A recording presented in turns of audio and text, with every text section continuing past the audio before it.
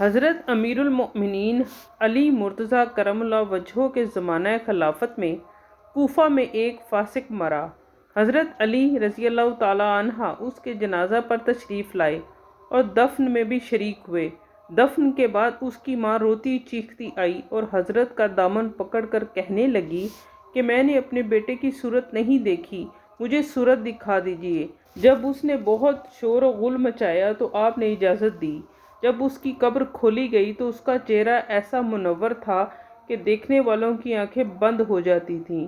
آپ متحیر ہوئے اور لوگوں سے اس کا حال دریافت کیا۔ کسی نے برائی کے سوا اس کی اچھائی نہ بتائی۔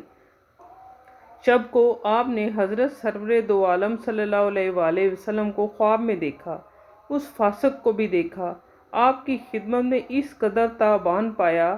آپ صلی اللہ علیہ وآلہ وسلم نے فرمایا، اے علی رضی اللہ تعالیٰ عنہ، اس کے دونوں رخساروں کا نور ان آنسوؤں کی برکت سے ہے جو گناہ کرنے کے بعد اس کی آنکھ سے خوف الہی کی وجہ سے نکلتے تھے اور اس کے دونوں رخسار تر ہو جاتے تھے۔